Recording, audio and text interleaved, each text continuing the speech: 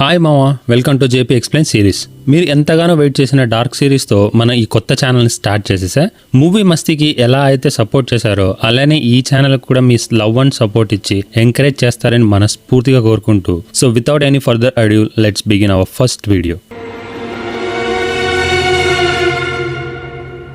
కథ ప్రారంభంలో మనకు వెండెన్ నగరంలో ఉన్న ఒక చిన్న బంకర్ని చూపిస్తారు. అండ్ అందులో కొన్ని మారున ఆయుధాలు ఇంకా చాలా ఫోటోలు ఉంటాయి. ఈ ఫొటోస్ అన్ని కూడా 3 generations ని కవర్ చేస్తూ ఉన్నట్టుగా ఉంటాయి, like teenage, young age and adult age. అయితే ఈ ఫొటోస్ అన్ని కూడా ఒక్కదాంతో ఒకటి లింక్ అయినట్టుగా రిబ్బన్ కట్టబడి ఉంటుంది. ఇలా ఎందుకు కట్టారు, అసలు ఈ ఫొటోస్ లూప్ అండ్ కనెక్షన్ అర్థం అవ్వాలంటే ఈ వెండెన్ టౌన్ లో జరిగిన కొన్ని విషయాలు మనకి తెలియాలి. వాటన్నిటిని ఫ్లోలో చెప్పుకుంటూ పోదాం. ప్రతి డీటెయిల్ ని ఈజీగా అర్థమయ్యేలా చెప్పే ప్రయత్నం చేశాను. And I promise series ending వచ్చేప్పటికి మీకు డార్క్ మొత్తం అర్థమైపోతుంది. సో స్టోరీలోకి వెళ్తే ఆ బంకర్ ని చూయించిన తర్వాత సీన్ ఒక ఇంటికి షిఫ్ట్ అవుతుంది. అండ్ ఈ రోజు డేట్ 21st June 2019. ఇక్కడ మనం మైకెల్ ఖాన్వాల్డ్ అనే వ్యక్తిని చూస్తాం. అతను ఒక లేఖను రాస్తుంటాడు. అది నిజానికి ఒక సూసైడ్ నోట్. ఆ లేఖ మీద చివరిగా అతను ఈ లెటర్ ని 4th November 2019 రాత్రి 10:13కి మాత్రమే తెరవాలి అని రాసి ఉంటది. ఈ లేఖ రాసిన తర్వాత మైకెల్ అక్కడే ఉరి వేసుకొని చనిపోతాడు. నెక్స్ట్ మినిట్ ఒక అబ్బాయి టక్కును లేస్తాడు. తన పేరు జోనస్ ఖాన్వాల్డ్. తను మైకెల్ కుమారుడు. అండ్ ఈ రోజు డేట్ November 4, 2019. మైకెల్ చనిపోయి ఇప్పటికి 5 నెలలు గడిచిపోయింది. కానీ జోనస్ ఇంకా ఆ ట్రోమా నుండి బయటికి రాలేదు. అండ్ తనకి ఎప్పుడు కొన్ని వియర్డ్ డ్రీమ్స్ వస్తూ ఉంటాయి. తర్వాత జోనస్ ఆ డ్రీమ్స్ నుండి తేరుకొని కిందకు వచ్చి ఫ్రిడ్జ్ లో నుంచి పాలు తీసుకుంటాడు. కానీ ఇక్కడ జోనస్ కి ఒక విచిత్రమైన అలవాటు ఉంటది. పాలు తాగే ముందు అతను తప్పకుండా వాటిని వాసన చూస్తాడు. అండ్ ఈ పాయింట్ చాలా ఇంపార్టెంట్, దీన్ని గుర్తుపెట్టుకోండి, తర్వాత చెప్తాను. పాలు చెడిపోయినట్టున్నాయి, అందుకే జోనస్ తన అమ్మను పిలుస్తాడు. అప్పుడే మనకి ఖాన్వాల్డ్ ఫ్యామిలీలో మరొక క్యారెక్టర్ పరిచయం అవుతుంది. తానే హ్యానా. జోనస్ పిలుస్తున్న సమయంలో ఆమె తన మాజీ బాయ్ ఫ్రెండ్ ఉల్రిక్ నీల్సన్ తో స్పెషల్ టైం ని గడుపుతూ ఉంటుంది. నిజానికి ఉల్రిక్ కి ఆల్రెడీ పెళ్లి అయిపోయి ఉంటుంది. అయినా కూడా అతను హ్యానా ఖాన్వాల్డ్ తో అక్రమ సంబంధం కొనసాగిస్తూ ఉండేవాడు. అండ్ హ్యానా కూడా మైకెల్ చనిపోయిన 5 నెలలకే తన పాత ప్రేమ జ్ఞాపకాలు గుర్తు చేసుకుంటూ ఆ అక్రమ సంబంధం పెట్టుకుని ఉంటుంది. కొద్దిసేపటి తర్వాత ఉల్రిక్ కిటికీ ద్వారా బయటకు దూకి అక్కడి నుంచి పారిపోతాడు. అదే సమయంలో జోనస్ స్కూల్ కి వెళ్లడానికి రెడీ అయ్యి తన సైకిల్లో వెళ్తూ ఉండగా మార్గ మధ్యంలో ఒక స్తంభంపై అంటించిన నోటీస్ కనిపిస్తుంది. అందులో ఎరిక్ ఓబెన్డార్ఫ్ అనే బాలుడు కనిపించడం లేదు. దీని తర్వాత మనకి ఈ మొత్తం సిరీస్ కి అసలు సూత్రధారిని చూపిస్తారు. అదే వెండెన్ కేవ్స్. తర్వాత జోనస్ తన థెరపిస్ట్ పీటర్ డాప్లర్స్ ను కలుసుకుంటాడు. కాస్ జోనస్ తన తండ్రి మరణం తర్వాత మెంటల్ గా బాగా డిస్టర్బ్ అయ్యాడు. అందుకోసమనే తను ఈ థెరపీస్ ని అటెండ్ అయ్యేవాడు. అప్పుడే పీటర్ జోనస్ తో ఈ 2 నెలల్లో నువ్వు చాలా ఇంప్రూవ్ అయ్యావు అని అనగానే జోనస్ దీనికి ఖండిస్తూ, ఈ భయంకరమైన కలలు, పాత జ్ఞాపకాలు ఇప్పటికీ నన్ను వదలడం లేదు, ఏదో నన్ను వెంబడిస్తున్నట్టు అనిపిస్తోంది, మీరు నా పరిస్థితి మెరుగైందని అంటున్నారు, కానీ నాకు అలా అనిపించడం లేదు అని అంటాడు. ఇక్కడ నుంచి సీన్ మైకెల్ తల్లి వద్దకు షిఫ్ట్ అవుతుంది. అండ్ తన పేరు ఈనస్ ఖాన్వాల్డ్. ఆమె జోనస్ నానమ్మ. ఆమె మైకెల్ రాసి పెట్టిన లేఖను చూస్తూ ఉంటుంది. కాజ్ ఈ రోజు 4th November అండ్ ఈ రాత్రి 10:30 ఆ లేఖను తెరవాలి. కానీ ఇంకా టైం చాలా ఉండడంతో ఆ లేఖ తెరవడానికి ఆమె రాత్రి అయ్యే వరకు వెయిట్ చూస్తుంది. ఇక్కడితో మన డార్క్ లోని ఫస్ట్ ఫ్యామిలీ ఖాన్వాల్డ్ ఇంట్రడక్షన్స్ అయిపోయాయి. తర్వాత సీన్ నీల్సన్ కుటుంబం వద్దకు మారుతుంది.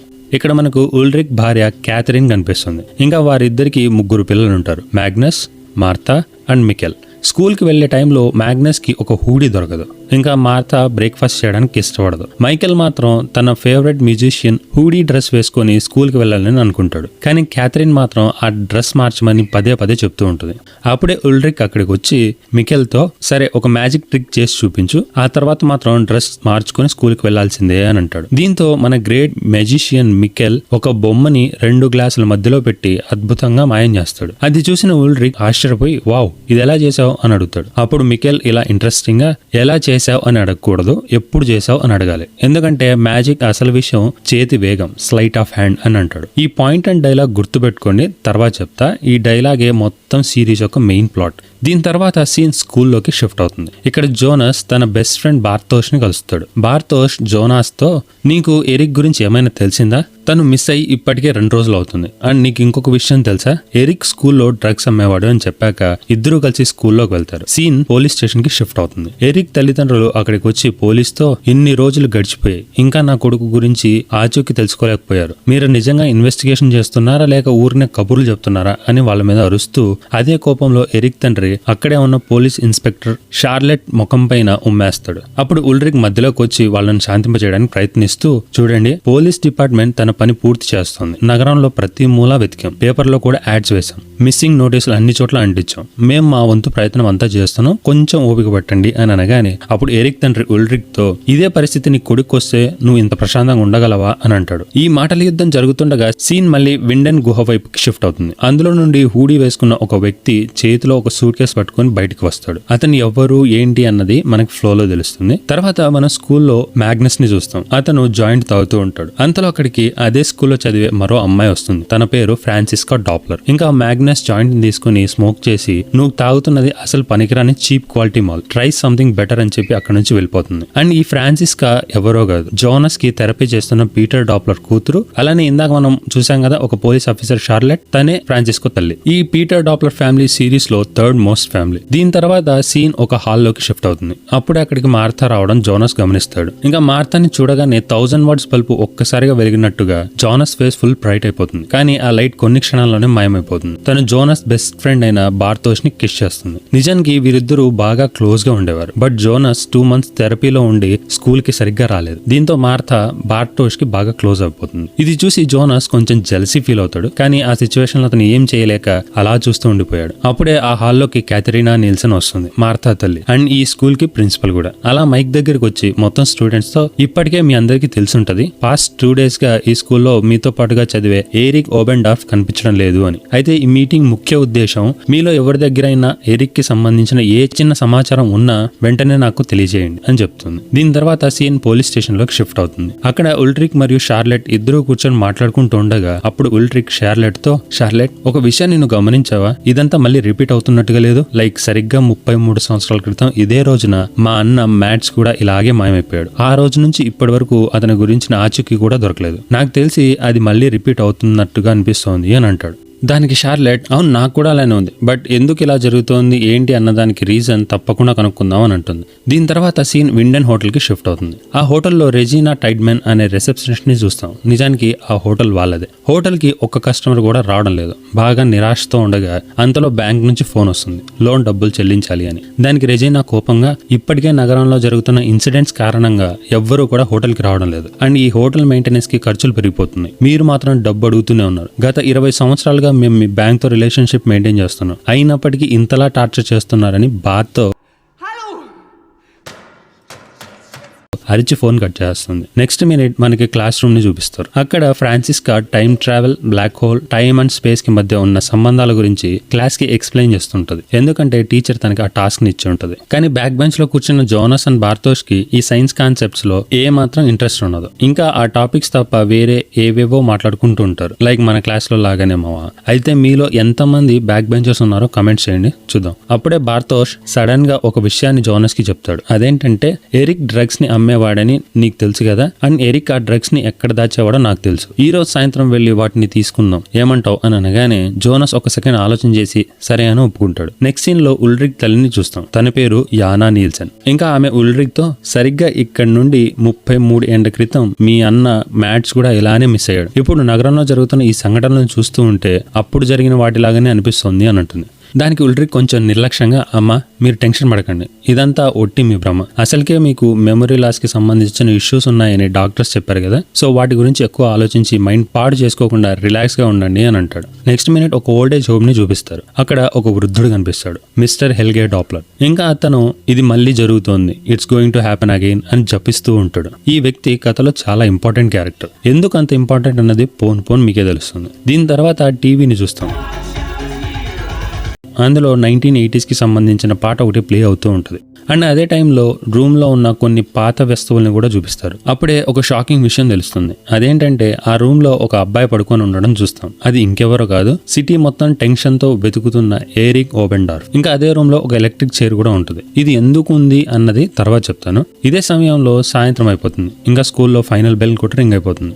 అందరూ కలిసి ఇంటికి వెళ్తూ ఉండగా బార్తోష్ జోనస్ తో సాయంత్రం ప్లాన్ గురించి డిస్కస్ చేస్తూ ఉంటాడు. అప్పుడే మార్తా అండ్ తన బ్రదర్ మ్యాగ్నస్ అక్కడికి వచ్చి వారు కూడా ప్లాన్ లో జాయిన్ అవ్వాలనుకుంటున్నారని చెప్తారు. నెక్స్ట్ మినిట్ మనం హానాని చూస్తాం. ఆమె ఆ సమయంలో విండ్ అండ్ పవర్ ప్లాంట్ దగ్గర నిలబడి ఉంటుంది. అప్పుడు ఉల్రిక్ నుంచి ఆమెకు కాల్ వస్తుంది. ఉల్రిక్ హానాతో ఈ రోజు సాయంత్రం స్కూల్లో ఒక మీటింగ్ ఉంది, నువ్వు వస్తావా అని అడుగుతాడు. దానికి హానా, నీ భార్య నన్ను ఇప్పటికీ ఘోరంగా చూస్తుంది, అలాంటి పరిస్థితుల్లో నేను రాకపోవడమే మంచిది అని అంటుంది. అప్పుడే మనకు ఉల్రిక్ భార్య క్యాథరిన్ అని చూపిస్తారు. తను ఉల్రిక్ బట్టలు సర్దుతూ ఉండగా అందులో ఒక వెంట్రుక కనిపిస్తుంది. అలాగే బట్టల నుంచి తనకి బాగా పరిచయం ఉన్న పర్ఫ్యూమ్ వాసన కూడా వస్తుంది. అప్పుడే క్యాథరిన్ నాకు అర్థమవుతుంది ఉల్రిక్ ఎవరితోనో సంబంధం పెట్టుకున్నాడు అని. తర్వాత scene wind and power plant కి షిఫ్ట్ అవుతుంది. అక్కడ మనకు power plant owner mister Alexander Tiedemann కనిపిస్తాడు. ఆ సమయంలో హానా అతనికి ఫిజియోథెరపీ చేస్తూ ఉంటుంది. Hannah profession physiotherapist. అప్పుడే హానా అలెగ్జాండర్ తో, మీ వెన్నుపై ఉన్న ఈ చిన్న గాయానికి రెగ్యులర్ గా మందులు ఇంకా థెరపీ తీసుకుంటూ ఉండండి. చూస్తూ ఉంటే వర్షాలు మొదలయ్యేలా ఉన్నాయి. వర్షంలో గాయాలు అంత త్వరగా మానో, ఇంకా ఎక్కువగా నొప్పిని కూడా ఇస్తుంది.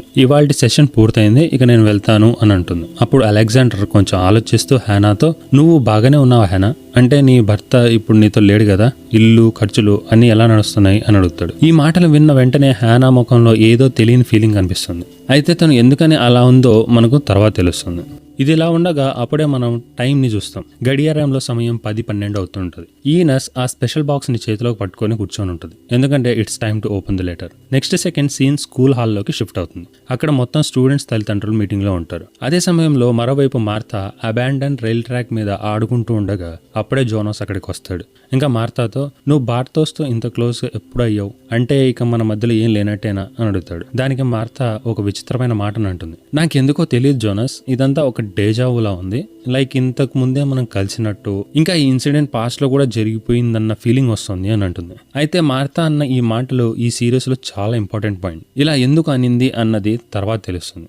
ఇంతలో అక్కడికి మ్యాగ్నస్ మికెల్ని కూడా వెంట పెట్టుకొని వస్తాడు. అది చూసిన బార్తోష్ ఇంకా మార్తా, మికెల్ ఇంకా చిన్నపిల్లవాడు కదా, ఇతన్ని ఎందుకు తీసుకొచ్చావు అని అంటే, దానికి మికెల్, నన్ను చూసుకునే బేబీ సిట్టర్ ఈ రోజు రాలేదు, ఆమెకి ఏదో పని ఉందంట.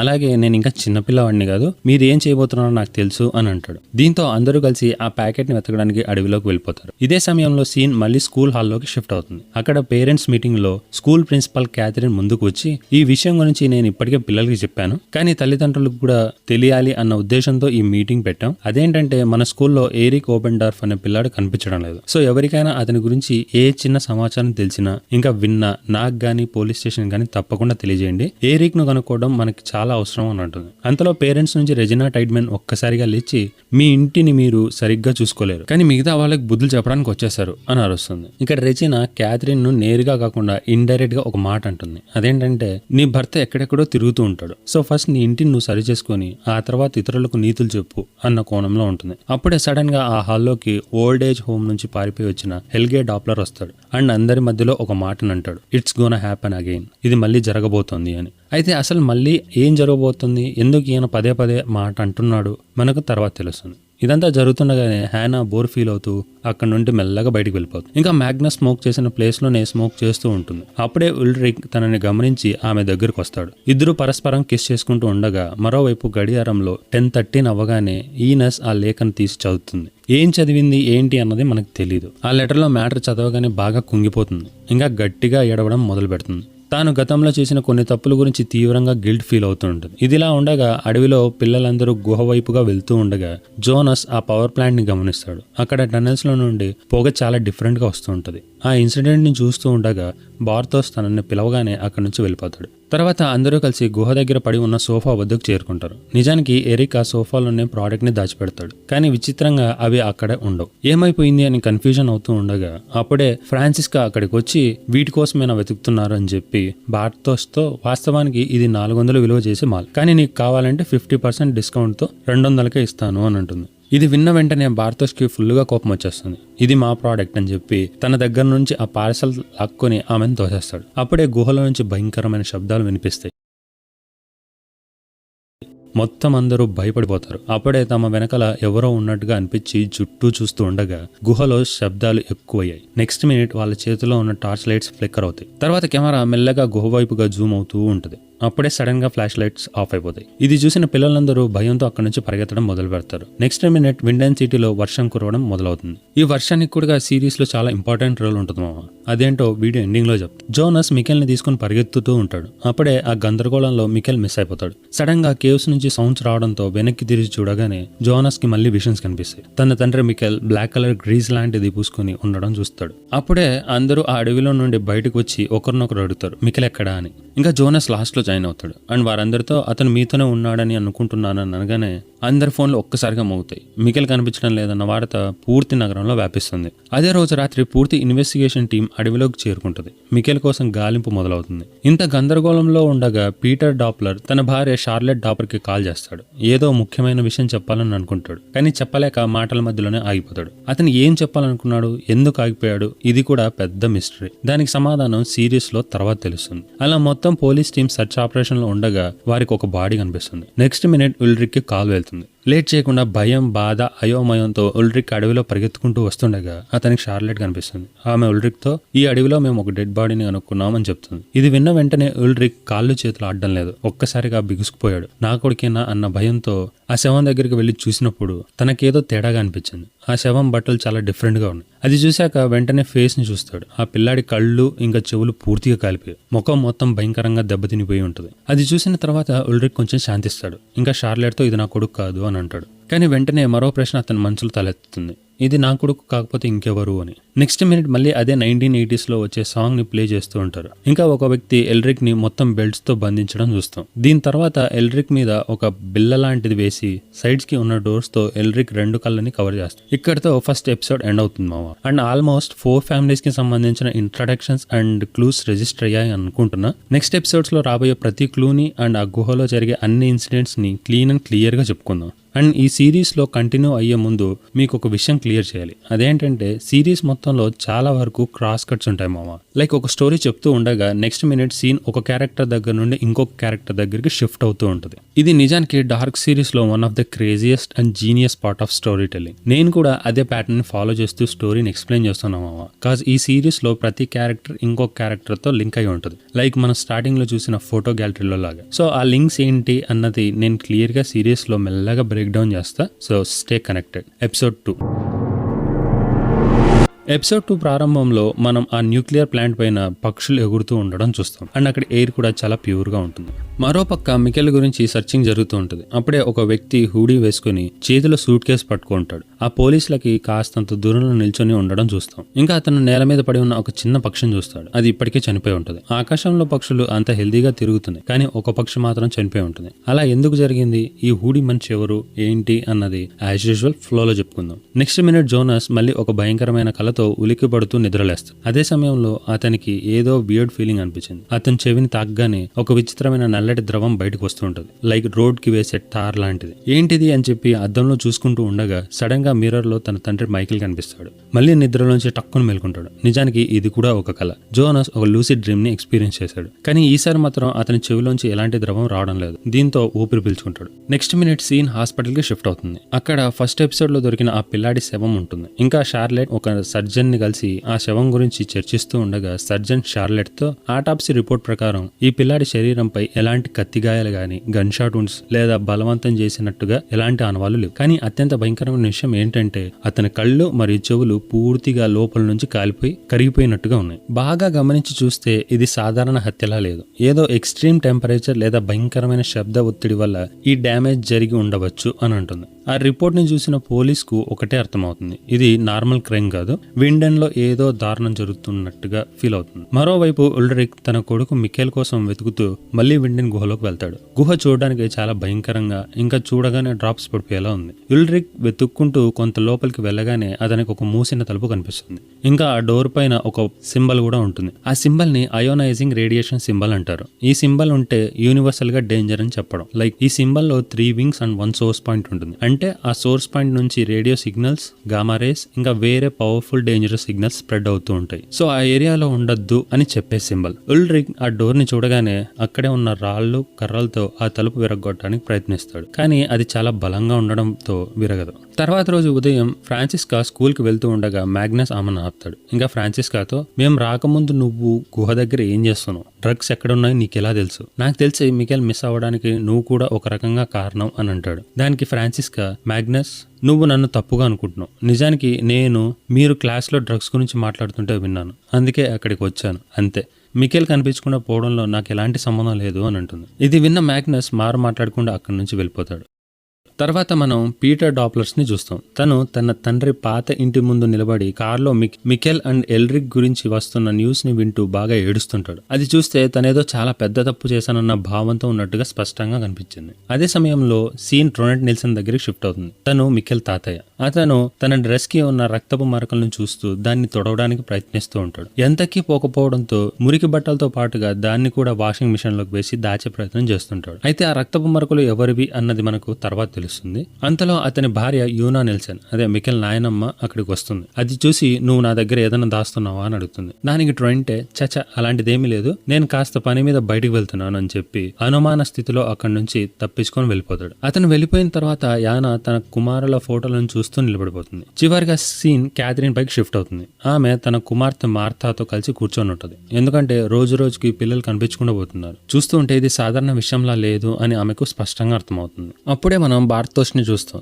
తను మార్తాకి కాంటాక్ట్ చేయడానికి ప్రయత్నిస్తుంటాడు, కానీ కాల్ డైరెక్ట్ వాయిస్ మెయిల్ కి వెళ్ళిపోతూ ఉంటుంది. ఆమెతో మాట్లాడిన తర్వాత బార్తోష్ కాల్ కట్ చేసి ఆ పార్సల్ వైపు చూస్తూ ఉండగా సీన్ షార్లెట్ దగ్గరికి షిఫ్ట్ అవుతుంది. అక్కడ తను అడవిలో దొరికిన ఆ శవానికి సంబంధించిన ఆటాప్సీ రిపోర్ట్ మొత్తం డిపార్ట్మెంట్ పీపుల్ కి వివరిస్తూ ఉంటుంది. ఆ ఆటాప్సీ రిపోర్ట్ చూశాక చాలా వింతగా అనిపించింది. ఎందుకంటే ఆ శవం దగ్గర దొరికిన ప్రతి వస్తువు 1980 కాలానికి సంబంధించినదిగా ఉంది. Nike, Jordan shoes, soil, walkman, ఇలా ప్రతిదీ. అయితే ఇక్కడ విచిత్రమైన విషయం ఏంటంటే ఈ వాక్మెన్ ని ఇప్పుడున్న రోజులు ఎవ్వరూ కూడా వాడరు. చూస్తూ ఉంటే ఇది ఆ కిల్లర్ చేసిన ట్రాప్ లా ఉంది. బట్ దీన్ని మనం కేసులో క్లూలా భావించి ఈ సిచ్యువేషన్ ని సీరియస్ గా తీసుకోవాలని చెప్తూ ఉండగా అంతలో ఉల్రిక్ పరిగెత్తుకుంటూ లోపలికి వస్తాడు. చూస్తూ ఉంటే చాలా ఎమోషనల్ గా ఇంకా కొంచెం ఎక్సైటెడ్ గా ఉన్నాడు. అతను షార్లెట్ తో, ఆ విండెన్ గుహ గుర్తుందా, అక్కడే 33 ఏళ్ల క్రితం మా అన్న మ్యాట్స్ మిస్ అయ్యాడు. అదే గుహ దగ్గర ఇప్పుడు నా కొడుకు మికెల్ అండ్ ఎరిక్ కూడా మిస్ అయ్యారు. చూస్తూ ఉంటే మొత్తం మిస్సింగ్స్ కి కారణం ఆ పవర్ ప్లాంట్ ఏమో అన్న డౌట్ వస్తుంది. కాజ్ ఆ గుహ పవర్ ప్లాంట్ దగ్గరే ఉంది. సో అదే డౌట్ తో నిన్న రాత్రి నేను ఆ గుహ లోపలికి వెళ్లి పరిశీలించి చూస్తే అక్కడ ఒక మూసిన తలుపు ఉంది. అండ్ అది బయట నుండి కాకుండా లోపల నుంచి లాక్ అయి ఉంది. అంటే ఎవరో వాళ్ళను అక్కడికి తీసుకెళ్లి బంధించి ఉంచుతున్నారు అని అనిపిస్తోంది. సో బెటర్ మనము ఆ పవర్ ప్లాంట్ పై సర్చ్ వారెంట్ తీసుకుని లోపలికి వెళ్లి చెక్ చేస్తే మొత్తం నిజాలు బయటపడతాయి అని అంటాడు. ఇది విన్న షార్లెట్ సరే నేను సర్చ్ వారెంట్ కోసం అప్లై చేస్తానని చెప్తుంది. దీని తర్వాత సీన్ విండెన్ పవర్ ప్లాంట్ లోకి మారుతుంది. అక్కడ ప్లాంట్ ఓనర్ అలెగ్జాండర్ రైడ్మెన్ ఉంటాడు. ఇంకా అతని దగ్గర యూరెక్ కూడా వస్తాడు, తప్పిపోయిన ఎరిక్ వాళ్ళ తండ్రి. అతను చాలా కాలంగా ఈ పవర్ ప్లాంట్ లో పనిచేస్తున్నాడు. ఇప్పుడు ఉద్యోగం వదిలేయాలని అనుకుంటాడు. కానీ అలెగ్జాండర్ యూర్గాన్ తో ఒక చివరి పని చేయించుకోవాలని చూస్తాడు. నెక్స్ట్ సెకండ్ సీన్ విండెన్ హోటల్లోకి షిఫ్ట్ అవుతుంది. అక్కడ రెజీనా కస్టమర్స్ కోసం ఎదురు చూస్తూ ఉండగా సడన్ గా ఒక వ్యక్తి రావడం గమనిస్తుంది. అది ఇంకెవరో కాదు, ఇందాక గుహ నుంచి బయటకు వచ్చిన అదే అజ్ఞాత వ్యక్తి. తనని చూసిన వెంటనే Regina how can I help you అని అంటుంది. దానికి అతను కూల్ గా నాకు ఒక రూమ్ కావాలి అని అంటాడు. ఇదే సమయంలో మనం జోనస్ ని చూస్తాం. అతను తన ఇంట్లో పై అంతస్తులో ఉన్న గదిలోకి వెళ్తాడు. అది అతని తండ్రి మైకెల్ది. ఆ గదిలో చాలా పెయింటింగ్స్ ఉన్నాయి. అలా తన తండ్రి పెయింటింగ్స్ అన్ని గమనిస్తూ ఉండగా సడన్ గా తన చూపు ఒక విచిత్రమైన పెయింటింగ్ మీద పడుతుంది. ఆ పెయింటింగ్ మొత్తం నల్లగా పూత పూసినట్టుగా ఉంది. దీన్ని గుర్తుపెట్టుకొని తర్వాత చెప్తా, ఎందుకంటే ఇది కూడా మూవీలో ఒక క్లూ. అంతలో జోనస్ దృష్టి మేడ మీద ఉన్న ఒక చెక్క ముక్క మీద పడుతుంది. అది చూడగానే ఏదో తేడాగా అనిపిస్తుంది. దగ్గరికి వెళ్లి దాన్ని కదిలించగానే లోపల కొన్ని పేపర్లు కనిపించాయి. ఆ పేపర్లు చూసిన వెంటనే జోనస్ షాక్ అయిపోతాడు. అవి విండెన్ గుహల గురించిన ఫుల్ మ్యాప్. కానీ అందులో ఉన్న అత్యంత ముఖ్యమైన లైన్ ఏంటంటే వేర్ ఈస్ ద క్రాసింగ్, అంటే అసలు బయటకు వెళ్లే దారి ఎక్కడుంది అని రాస్తుంది. ఇది చూసిన జోనస్ కి ఏమీ అర్థం కాదు. ఏం చెప్పాలనుకుంటున్నాడు ఈ పెయింటింగ్ నుండి అని. నెక్స్ట్ సెకండ్ స్క్రీన్ మళ్ళీ అడవిలోకి షిఫ్ట్ అవుతుంది. అయితే ఇక్కడ విచిత్రమైన విషయం ఏంటంటే ఆ ఇద్దరి పిల్లల్ని వెతకడానికి కేవలం పోలీసులే కాకుండా మరికొంతమంది కూడా జాయిన్ అవుతారు. అప్పుడే మనం ట్రోనెటో నిల్సన్, అదే మిఖెల్ తాతయ్యని కూడా చూస్తాం. అయితే తాతయ్య మాత్రం చాలా వియర్డ్ గా ఇంకా ఏదో దాస్తున్నట్టుగానే కనిపిస్తూ ఉంటాడు. దీని తర్వాత మనం యానా నీల్సన్, మికెల్ నానమ్మని చూస్తాం. ఆమె తన కుమారుడు మ్యాట్స్ ని తలుచుకుంటూ అతని పాత బొమ్మలను ఒక్కొక్కటిగా చూస్తూ తన కొడుకు సమాధి దగ్గర కూర్చొని ఆడుకుంటూ ఉంటుంది. నిజానికి ఈ సీన్ చాలా కామన్ కంపోజ్డ్ గా అనిపిస్తుంది సిరీస్ లో. బట్ డైరెక్టర్ పర్స్పెక్టివ్ లో తను ఇంకా తన కొడుకు బతికే ఉన్నాడు, తిరిగి వస్తాడన్న భ్రమలో ఉంది. కాస్త తను తన కొడుకు చివరి క్షణాలు చూడలేదు. దానివల్ల తన బ్రెయిన్ ఇంకా మ్యాడ్ లేడు అన్న నిజాన్ని యాక్సెప్ట్ చేయలేకపోతుంది. అండ్ చిన్నప్పుడు తనతో స్పెండ్ చేయలేకపోయా అన్న గ్రీఫ్ అండ్ గిల్ట్ లో ట్రాప్ అయిపోయినట్టుగా చూపిస్తారు. ఈ సీన్ చూస్తుంటే నార్మల్ గానే అనిపిస్తుంది. కానీ ఒక తల్లి బాధని అర్థం చేసుకుంటే మాత్రం చాలా పెయిన్ఫుల్ గా ఇంకా ఎమోషనల్ గా ఉంటుంది. తర్వాత సీన్ హోటల్లోకి షిఫ్ట్ అవుతుంది. అక్కడ మనం ఆ అజ్ఞాత వ్యక్తిని చూస్తాం. ఈ మనిషి ఐడెంటిటీ రివీల్ అయ్యే వరకు సూట్ కేస్ పర్సన్ అని పిలుచుకుందాం. అతను తన గది గోడలన్నిటిపైన వివిధ రకాల drawings, sketches, paintings, theory notes అన్నిటిని అంటించి పెట్టింటాడు. చూస్తే ఒక డిటెక్టివ్ లా ఇంకా ఏదో ఇన్వెస్టిగేషన్ చేస్తున్నట్టుగా కనిపిస్తుంది. అంతేకాకుండా అక్కడ ఒక పుస్తకం కూడా ఉంటుంది. ఆ journey through time, author H G Tanos అని రాసి ఉంటుంది. ఇంకొకటి గమనిస్తే ఆ బుక్ కింద మికెల్ ఫోటో కూడా ఉంటుంది. ఇంకా ఆ ఫోటో అక్కడ ఉండడం మిస్టీరియస్ గా అనిపిస్తుంది. అప్పుడే ఆ సూట్ కేస్ పర్సన్ తన దగ్గర ఉన్న ఆ సూట్ కేస్ ని ఓపెన్ చేస్తాడు. అందులో నుండి ఒక మెటీరియల్ ని బయటికి తీస్తాడు. చూస్తూ ఉంటే ఏదో పెద్ద సైజ్ గోడ గడియారంలాగా అనిపిస్తుంది. ఈ సిరీస్ మొత్తంలోకి ఈ సూట్ కేస్ చాలా కీలకమైనది అండ్ ఈ మిషన్ గురించిన విషయాలు ఫ్లోలో చెప్తాను. తర్వాత మనం ఉల్రిక్ ని చూస్తాం. తనకి ఒక ఫోన్ కాల్ వస్తుంది. అందులో షార్లెట్ సర్చ్ వారెంట్ ని రిజెక్ట్ చేశారని చెప్పగానే కోపం పీక్స్ కి వెళ్ళిపోతుంది. అదే కోపంతో పవర్ ప్లాంట్ వైపుగా కార్ని పోనిస్తాడు. నిజానికి ఈ విండెన్ డౌన్ లో జరుగుతున్న మిస్సింగ్ కేసుల వెనక టైడ్మెన్ హస్తం ఉందని ఉల్రిక్ అనుమానం పడుతూ ఉంటాడు. అప్పుడే సీన్ ఉల్రిక్ ఇంటికి షిఫ్ట్ అవుతుంది. కెథరీనా వర్షంలో నానుతూ ఉంటుంది. మరోపక్క అక్కడ అతని కుమార్తె మార్తాని చూస్తాం. బార్తోస్ కంటిన్యూస్ గా కాల్స్ చేస్తున్నా కూడా మార్తా తన కాల్స్ ని కట్ చేస్తూ ఉంటుంది. ఇంకొక పక్క మ్యాగ్నస్ ని చూస్తాం. తను తన రూమ్ లోని గోడల్ని ఒట్టి చేతులతో గుద్దేస్తూ ఉంటాడు. డ్రగ్స్ మీద ఆశతో ఆ గుహ దగ్గరికి వెళ్లకుండా ఉంటే నా తమ్ముడు సేఫ్ గా మాతోనే ఉండేవాడు కదా అనే గిల్ట్ తో కుమిలిపోతూ ఉంటాడు. తర్వాత సీన్ ఎల్రిక్ ఉన్న బ్లూ రూమ్ కి షిఫ్ట్ అవుతుంది. అక్కడ ఎరిక్ బంధించబడి ఉన్నాడు. అక్కడ ఒక బ్లాక్ హుడీ వేసుకున్న వ్యక్తిని చూస్తాం. తను ఎరిక్ ముఖంపై ఒక వింత యంత్రాన్ని అమర్చబోతుంటాడు. అప్పుడే టీవీలో టైమ్ అండ్ గ్రావిటీ గురించి ఒక సైంటిస్ట్ థియరీని ఎక్స్ప్లెయిన్ చేస్తూ ఉంటాడు. మరోపక్క బ్లాక్ హుడీ వేసుకున్న ఒక వ్యక్తి ఆ మెషిన్ ని ఆన్ చేస్తాడు. కానీ ఈ యంత్రం ఎందుకు వాడుతున్నారు, దాని వెనక కారణం ఏంటి అనే విషయాలన్నీ కూడా next minute scene power plant gate దగ్గరికి షిఫ్ట్ అవుతుంది. అక్కడికి ఉల్రిక్ వచ్చి ఉంటాడు. ఇంకా అలెగ్జాండర్తో నన్ను లోపలికి వెళ్ళనివ్వు అలెగ్జాండర్, నా కొడుకు మిస్ అయ్యాడు అండ్ ఈ నగరంలో మిగతా పిల్లలు కూడా మిస్ అవుతున్నారు అండ్ అది నీ పవర్ ప్లాంట్ తో లింక్ అయి ఉంది అని అరుస్తూ ఉంటాడు. దానికి టైడ్మెన్, చూడు ఉల్రిక్, ఇది హై సెక్యూరిటీ ఏరియా, ఇక్కడ స్పెషల్ పర్మిషన్స్ లేకుండా ఎవ్వరూ విచారణ చేయలేరు. Better get a search warrant, అప్పుడైతే నేను నిన్ను లోపలికి రానిస్తాను, else stay away from this place అని అంటాడు. ఇది విన్న ఉల్రిక్ బాధతో, అలెగ్జాండర్ నువ్వు కూడా ఒక బిడ్డకి తండ్రివే, నా పరిస్థితి కొంచెమైనా అర్థం చేసుకో అని వేడుకుంటాడు. కానీ టైడ్మెన్ అతని మాటలు వినకుండా అక్కడి నుంచి వెళ్ళిపోతాడు. అప్పుడే మనకు బార్తోష్ కనిపిస్తాడు. మార్తా కాల్ కట్ చేశాక అక్కడే అతని దగ్గర ఉన్న పార్సల్ ని ఓపెన్ చేసి చూడగానే అతనికి ఒక ఫోన్ దొరుకుతుంది. కానీ ఆ ఫోన్ లాక్ అయి ఉంటుంది. పాస్వర్డ్ తెలియక అది ఓపెన్ చేయలేకపోతాడు. ఇంకా ఫ్రస్ట్రేషన్ తో దాన్ని పక్కకు పడేస్తాడు. అప్పుడే సీన్ పోలీస్ స్టేషన్ కి మారుతుంది. ఉల్రిక్ తిరిగి స్టేషన్ లోకి వచ్చి ఉంటాడు. కానీ ఆశ్చర్యంగా హానా అక్కడికి వచ్చి అతన్ని కలుస్తుంది. ఉల్రిక్ ఆమెతో, నేను నీకు ఎన్నిసార్లు చెప్పాను నా ఇంటికి గానీ పోలీస్ స్టేషన్ గానీ రావద్దు అని. కానీ హానా ఉన్న ఆ సిచ్యువేషన్ అలాంటిది. తనని తాను ఆపుకోలేకపోతుంది. చివరికి అక్కడే ఉల్రిక్ ని కిస్ చేయడం మొదలు పెడుతుంది. అక్కడి నుంచి సీన్ మళ్ళీ జోనస్ మీదకి షిఫ్ట్ అవుతుంది. తను మ్యాప్ ని చూస్తూ అదే రోజు రాత్రి అతను ఒక కీలక నిర్ణయం తీసుకుంటాడు. అదేంటంటే తనకు దొరికిన ఆ మ్యాప్ సహాయంతో మళ్ళీ విండెన్ గుహలోకి వెళ్లి మిస్ అయిన పిల్లలందరినీ తీసుకొని రావాలి అని. అదే సమయంలో ఉల్రిక్ ని చూస్తాం. తను పోలీస్ స్టేషన్ లో రాత్రంతా కూర్చొని ఆ పాత రికార్డ్స్ అన్నిటిని తిరిగేస్తూ ఉంటాడు. అప్పుడే అతనికి ఒక వింత విషయం తెలుస్తుంది. కేస్ ఫైల్స్ లో ఉన్న టైర్ మార్క్స్ ఎరిక్ తండ్రి యూర్గన్ వాడే కార్ టైర్లతో మ్యాచ్ అవుతుంది.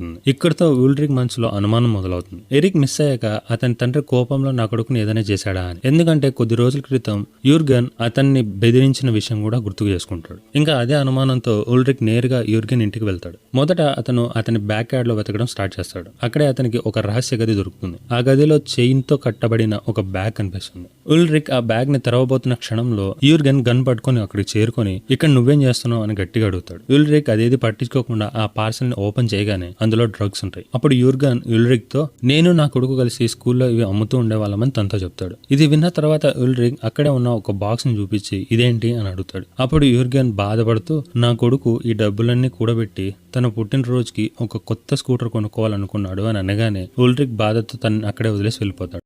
ఇదే సమయంలో సీన్ అడవిలోకి షిఫ్ట్ అవుతుంది. ఇక్కడ ఆ బ్లాక్ హుడీ వేసుకున్న వ్యక్తి ఒక మూటను లాక్కెళ్తూ ఉంటాడు. అది ఇంకెవరో కాదు, ఉల్రిక్ డెడ్ బాడీ. తన కళ్ళు కూడా ఆ పిల్లాడి కళ్ళలాగానే మాడిపోయి ఉంటాయి. ఇక్కడితో అర్థమవుతుంది ఈ మెషినే ఇలా కళ్ళు చెవులు మాడిపోయేలా చేస్తుంది అని. అయితే ఎందుకని అలా చేస్తున్నారు, ఆ మిషన్ ఏం చేస్తుంది అన్నది మొత్తం ఫ్లోలో చెప్పుకుందాం. అయితే ఇక్కడ మీరు కన్ఫ్యూజన్ లేకుండా ఉండడం కోసం ఒక విషయం చెప్తాను. హోటల్లో ఉన్న ఆ సూట్ కేస్ మనిషి, ఈ బ్లాక్ హుడీ వేసుకున్న పర్సన్ ఇద్దరు ఒకటి కాదు. చూడడానికి పర్సనాలిటీస్ ఇద్దరివి ఒకేలా ఉంటాయి. అయితే ఈ క్లారిటీ మనకి పోన్ తెలుస్తుంది. అదే టైంలో అలెగ్జాండర్ టైడ్మెన్ ఒక ట్రక్ సహాయంతో ఎవరికీ తెలియకుండా కొన్ని వస్తువులను ఎక్కడికో తరలిస్తూ ఉంటాడు. ఆ వస్తువులు ఏంటి, అవి అంత ఇంపార్టెంటా, లైక్ ఎవరికి తెలియకుండా షిఫ్ట్ అవడానికి అనే విషయాలు కూడా కథలో చాలా కీలకమైన points. So better keep it in mind. తర్వాత నేను అన్నిటినీ రివీల్ చేస్తాను. నెక్స్ట్ సెకండ్ సీన్ జోనస్ దగ్గరికి షిఫ్ట్ అవుతుంది. అక్కడ హ్యానా అండ్ జోనస్ ప్రశాంతంగా కూర్చొని మాట్లాడుకుంటూ ఉంటారు.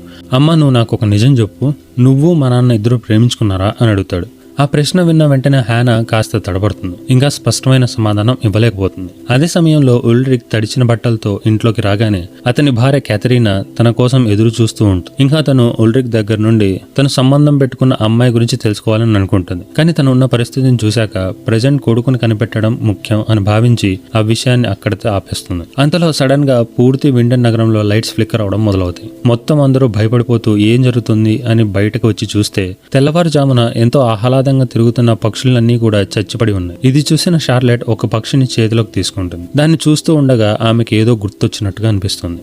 నెక్స్ట్ మినిట్ ఆ సూట్ కేస్ పర్సన్ ని చూస్తాం. అతను గోడలపై మికెల్ మిస్సింగ్ పోస్టర్ అంటిస్తూ ఉంటాడు. ఆ పోస్టర్ పై హెడ్డింగ్ లో వేర్ ఈజ్ మికెల్ అని రాసుంటది. అప్పుడే ఆ వ్యక్తి ఒక పెన్ తీసుకుని ఏదో రాస్తాడు. అది చూసిన వెంటనే నాకు జుమ్మనింది. వేర్ ని కొట్టేసి వెన్ అని రాసుంటాడు. వెన్ ఈజ్ మికెల్ అని ఉంటది. ఇక్కడ నుంచి స్టోరీలోకి డీప్ గా వెళ్తాం మావా. దీని తర్వాత ఈ ఎపిసోడ్ ఎండింగ్ లో ఒక ట్విస్ట్ ఉంటది. అలా బోర్డు మీద రాయగానే సీన్ విండెన్ కేవ్స్ దగ్గరికి షిఫ్ట్ అవుతుంది. లోపల నుంచి ఒక వ్యక్తికి బయటికి రావడం చూస్తాం. అది ఇంకెవరో కాదు, ది గ్రేట్ మెజిషియన్ హౌడీని మికెల్. అలా బయటికి వచ్చిన మికెల్ పరిగెత్తుకుంటూ తన ఇంటి వైపుకి వెళ్తాడు. కానీ ఇంటికి చేరుకున్నాక అతనికి అన్ని వింతగా అనిపిస్తాయి. రోడ్డుపై కనిపించిన వాహనాలు పాతకాలానికి చెందినవి. అంతేకాకుండా పాత మోడల్ కార్లు, పాత స్టైల్ మోటార్ బైక్లు, ఇవేవో మాడిఫైడ్ అనుకుంటే ఈవెన్ ఇంటీరియర్ లో కూడా పూర్తిగా పాత తరహాలోనే ఉంటాయి. మికెల్ అవేవి పట్టించుకోకుండా తన ఇంటి తలుపు తెరవడానికి ట్రై చేస్తూ ఉండగా లోపల నుంచి ఒక యంగ్ పర్సన్ డోర్ ని ఓపెన్ చేస్తాడు. మికెల్ ని చూసి ఎవరు నువ్వు అని అడిగితే మికెల్ ఆశ్చర్యపోయి ఇది నా ఇల్లు, నువ్వెవరు అని అడుగుతాడు. అప్పుడే దిమ్మ తిరిగే విషయం ఒకటి తెలుస్తుంది. ఆ యంగ్ పర్సన్ పేరు